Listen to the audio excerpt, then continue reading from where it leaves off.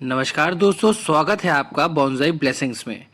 दोस्तों, जेड ऐसा प्लांट होता है जो किसी भी चीज़ की शेप ले सकता है और बॉन्जाई लवर्स के लिए तो ये सबसे बेस्ट प्लांट होता है क्योंकि ये बहुत ही कम टाइम पे बहुत अच्छे से ग्रो करता है और जिस भी शेप में आप इसे ढालना चाहे उसी शेप में ये बहुत ही जल्दी ढल जाता है। तो चलिए आज हम एक यूनिक तरीके से जेड की हेल्प से एक फाउंटेन बनाएंगे। इसके लिए मैंने सिरामिक पॉट लिया है, जैसा कि आप स्क्रीन पे देख पा रहे होंगे। ये पॉट मैंने बंजारा मार्केट से लिया था और अगर आप बंजारा मार्केट की वीडियो भी चाहते हैं तो कमेंट बॉक्स में एक बार मुझे कमेंट करके ज़रूर बताइएगा। मैंने वहाँ से जितने भी पॉट परचेज़ किए हैं उन सभी की वीडियो मैं अपलोड कर दूंगा। तो ये पॉट मैंने स्पेशली नाव शेप में इसलिए लिया था ताकि मैं जेड प्लांट का फाउंटेन बना सकूँ।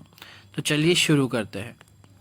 वैसे तो लोग मिट्टी का यूज़ करते हैं, लेकिन मैं इस फाउंटेन के लिए एक स्पेशल मिक्सर का यूज़ करूँगा। तो दोस्तों, ये है लेका बॉल्स। आप सभी लेका बॉल्स के बारे में जानते होंगे और अगर नहीं भी जानते तो मैं आपको बता देता हूँ। ये क्ले बॉल्स होते हैं और इन्हें हीट ट्रीटमेंट के द्वारा बनाया जाता है। तो यहाँ पे मैं 2 सॉइल मीडिया यूज़ करूँगा। पहला जो कि मैंने आपको बता ही दिया है, लेका बॉल्स, और दूसरा मैं यूज़ करूँगा सिंडर का। सिंडर भी आप सभी जानते हैं, जो कि सकुलेंट्स, एडेनियम और रोज़ प्लांट के लिए बहुत ही ज़्यादा अच्छा रहता है। तो यहाँ पे मैं सबसे पहले जो बेस बनाऊँगा वो मैंने लेका बॉल से बनाया है। अब मैं सेकंड लेयरिंग जो है वो सिंडर की करूँगा। दोस्तों, इन दोनों मिक्सचर का फ़ायदा ये रहता है कि इसमें एयर सर्कुलेशन बहुत अच्छे से होती है, तो ये किसी भी प्लांट की रूट ग्रोथ के लिए बहुत ही ज़्यादा हेल्पफुल रहती है। इसमें प्लांट अच्छे से ग्रो कर पाता है और साथ ही साथ इसमें माइक्रो न्यूट्रिएंट्स भी होते हैं जो कि पेड़ों के ग्रोथ के लिए बहुत अच्छे होते हैं। इसके बाद दोस्तों हमने ले ली है जेड की कटिंग्स।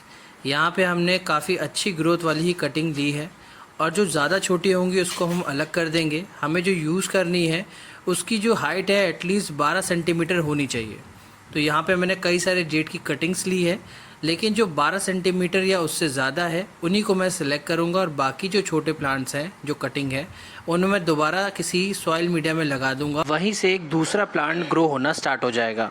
अब दोस्तों, यहाँ पे मैं 2 पेयर बनाऊँगा। 2 पेयरों में अलग अलग डिस्ट्रीब्यूशन करूँगा प्लांट्स की कटिंग को। डिस्ट्रीब्यूशन के लिए मैं अलग अलग दोनों साइड में सेम साइज़ की स्टिक को कलेक्ट करूँगा।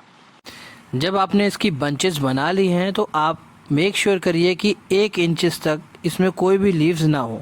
तो लीव्स को मैं 1 इंचेस तक कट कर लूँगा और उसके बाद मैं इसमें वायरिंग कर दूँगा, क्योंकि अभी हमें इसे मर्ज करना है और जैसे जैसे इसकी ग्रोथ होगी वैसे वैसे इसका जो फाउंटेन का लुक है वो निखर के आएगा। एक चीज़ का बस ध्यान रखिएगा कि हाँ, मुझे पूरी तरीके से वायरिंग नहीं करनी है, बस नॉट बनाने हैं। तो यहाँ पे जैसे जैसे मैं इसे कलेक्ट करके यहाँ पे 1 से 2 नॉट बनाऊँगा ताकि बेस और अपर पार्ट एक ही जगह स्टेबल रहे। और थोड़ा ध्यान से हल्के हाथों से ही करिएगा, इसमें प्लास का यूज़ मत करिएगा, नहीं तो आप गलती से जेड प्लांट की कटिंग्स की रूट को डैमेज भी कर सकते हैं। लीजिए दोस्तों, अब हमने दोनों साइड को अपने तैयार कर लिया है। अब हम इसे पॉटिंग करेंगे, जो हमने मिक्सचर तैयार किया था लेका बॉल्स और सिंडर का। लेकिन उससे पहले हम इसका फाउंडेशन का जो शेप है वो पहले ही बना लेते हैं। अगर हमने पॉटिंग करने के बाद इसमें बनाया तो इसकी जो रूट है वो डैमेज होने का डर है। तो सबसे पहले हम क्या करेंगे कि जो फाउंटेन का शेप हमें इसे देना है उसके लिए हम इसमें अपर और मिडिल में वायरिंग करेंगे। इसमें भी दोस्तों ध्यान रखिएगा कि वायरिंग आप आराम से हल्के हाथों से करिए। कोई भी रूट या कोई भी स्टेम आपकी डैमेज नहीं होनी चाहिए, नहीं तो आपके फाउंटेन का जो लुक है वो ख़राब हो सकता है। और एक चीज़ का ध्यान आपको और रखना है, क्योंकि इसका जो जेड प्लांट है वो डॉर्मेंसी पीरियड में भी जा सकता है, क्योंकि इसकी जो अच्छी ग्रोथ होती है वो आपके स्प्रिंग सीज़न में अच्छी होती है। अगर आपने गलत टाइम पे भी इसकी कटिंग लगा के आपने इसको ग्रो करना चाहा तो 50% चांसेस हैं कि आपका जो जेड प्लांट है वो मर सकता है। तो यहाँ पे मैंने फाउंटेन प्लांट बनाने से पहले इसकी कटिंग 1 साल पहले ही एक मिट्टी के पॉट में कर दी थी। तो आप देख सकते हैं जितने भी स्टेम मैंने यूज़ की है उसमें ऑलरेडी रूट ग्रोथ हो रखी है। तो लीजिए दोस्तों, अब वायरिंग का काम हमारा ख़त्म हो चुका है। अब हम इसका बेस रेडी करेंगे। मैंने पहले ही आपको बता दिया कि हमने स्टार्टिंग में इसे लेका बॉल से फिल कर दिया है और सेकंड लेयर हमने सिंडर की डाली है। तो इससे ये होगा कि इसमें एक्सेस वाटर जो है वो भी आपके ड्रेन आउट हो जाएगा और साथ ही साथ इसकी जो ग्रोथ है वो बहुत ही ईजी और बहुत ही जल्दी होगी। तो यहाँ पे पहले मैं इसे सेट कर लेता हूँ। इसकी गहराई मुझे थोड़ी बढ़ानी पड़ेगी। अगर मैं ऐसे गहराई में नहीं लगाऊंगा तो ये गिर जाएगा, क्योंकि इसकी हाइट ज़्यादा है और बेस कम है। तो मैंने इसकी थोड़ी गहराई बढ़ाई है, फिर मैंने अपना जो कटिंग है जो मैंने सेट बनाया है प्रॉपर रख के, और अब धीरे धीरे करके मैं सिंडर साइड बाय साइड इसमें फिल करूँगा ताकि इसका लेवल बराबर हो जाए। ज़्यादा पुश नहीं करना है, हमें रूट को ज़्यादा डैमेज नहीं करना है। और जैसे ही आपने एक साइड में फिल कर लिया है, मैं दूसरी साइड भी बिल्कुल सेम प्रोसेस अपनाऊंगा और ये ध्यान रखूंगा कि रूट जो है ये बेस की गहराइयों तक रहे ताकि इसे एक स्टेबिलिटी मिल सके। तो जैसे मैंने पहले टाइम पे किया था वही सेकंड टाइम पे मैं कर रहा हूँ। इस पे भी सेंटर मैंने निकाल के अपनी रूट सिस्टम को बाउंड करके फिर धीरे side by side centre fill करना स्टार्ट कर दिया है। लीजिए दोस्तों, अब हमारा काम कंप्लीट होने वाला है लगभग। अब जितना भी बचा हुआ सेंटर है मैं वह अच्छे से फिल कर देता हूँ। तो ये सेकंड लेयरिंग हमारी हो गई। हमने फर्स्ट लेयरिंग आपकी लेका बॉल से की थी, उसके बाद जो सेकंड लेयरिंग की है वो हमने सेंटर से की है। अब हम बस ये करेंगे कि इसकी जो थर्ड लेयरिंग तैयार करेंगे वो लेका बॉल से करेंगे। तो यहाँ पे मैं लेका बॉल्स अपर लेयर लेका बॉल से बनाना स्टार्ट करता हूँ। धीरे धीरे करके आपको साइड बाय साइड इसकी लेवलिंग बराबर रखनी है। पहले मैं एक साइड पे अच्छे से लेवलिंग करके इसे पुश करके सेट करूँगा। और लेका बॉल्स थर्ड लेयर में यूज़ करने का बेनिफिट ये रहेगा कि इसकी स्टेबिलिटी थोड़ी और मजबूत हो जाएगी, ये पेड़ गिरेगा नहीं, क्योंकि अभी आपका जो रूट सिस्टम है वो अच्छे से डेवलप नहीं हुआ है। तो इसीलिए मैं इसमें 3 लेयर का यूज़ कर रहा हूँ, जिसमें मैंने सबसे पहले लेका बॉल्स, फिर आपका सिंडर और थर्ड फिर से मैं लेका बॉल्स का यूज़ कर रहा हूँ। लीजिए दोस्तों, अब हमारा काम हो गया है कंप्लीट। अब आप देख सकते हैं कि हमने 80% काम इसका कंप्लीट कर लिया है। अब बचा हुआ 20% हम इसके शेप पे काम करेंगे। अब देख सकते हैं आप कि अलग अलग शेप के अकॉर्डिंग या जो इसकी हाइट है उसके अकॉर्डिंग इसमें शेप प्रॉपर नहीं आ रहा।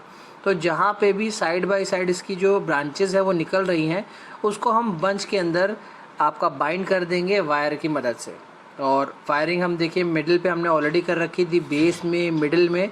अब जहाँ जहाँ अगर आपको लग रहा है कि ये शेप या ब्रांच ख़राब कर रही है तो आप उस ब्रांच को उसी में बाउंड कर सकते हैं, या अगर वो बाउंड नहीं हो रही तो आप सीजर से उसको कट भी कर सकते हैं।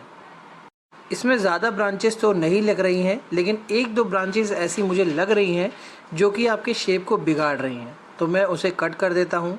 मुझे ज़्यादा कट करने की ज़रूरत नहीं, क्योंकि अगर आपने सारी ही ब्रांचेस कट कर दी तो ये जो आपका फाउंटेन है वो थोड़ा थिक नहीं लगेगा। तो 1-2 ही लीव्स मैं कट कर रहा हूँ और उसके बाद मैंने अच्छे से वायरिंग कर दी है। अब एटलीस्ट 6 महीने इसमें अच्छी ग्रोथ चाहिए, तब जाके जो शेप मैं चाह रहा हूँ इसमें वो अच्छे से इसमें डेवलप होगा। अब फाइनल स्टेज में मैं अच्छे से पानी को स्प्रिंकल करूँगा और 1 से 2 दिन में इसकी जो सॉइल है वो ड्राई हो जाएगी, क्योंकि मैंने इसमें मिट्टी का यूज़ नहीं किया है, मैंने सिर्फ लेका बॉल्स और सेंडर का ही यूज़ किया हुआ है। तो ये आपके अच्छे होते हैं माइक्रो न्यूट्रिएंट्स में, और साथ ही साथ ये हैवी वाटरिंग को भी ड्रेन आउट कर देते हैं ईज़िली। तो गर्मियों के मौसम में रेगुलर इसमें आप पानी दीजिए, और स्प्रिंग के मौसम में आप देखिएगा आपका जो जेड है वो बहुत अच्छे से ग्रो करेगा। तो लीजिए दोस्तों, हमारा जो फाउंटेन है वो रेडी हो चुका है। अब आप इसकी शेप देख सकते हैं, और 6 महीने के बाद मैं दोबारा से इसमें एक वीडियो बनाऊंगा, तो मैं आफ्टर और बिफोर की इसमें वीडियोस को आपके साथ साझा करूंगा, शेयर करूंगा। और आप देखिएगा जैसा अभी अच्छा लग रहा है, 6 महीने बाद जब इसकी ग्रोथ बढ़ जाएगी तो ये और भी सुंदर लगेगा। तो दोस्तों, वीडियो अगर पसंद आए तो वीडियो को करिए लाइक और चैनल को सब्सक्राइब।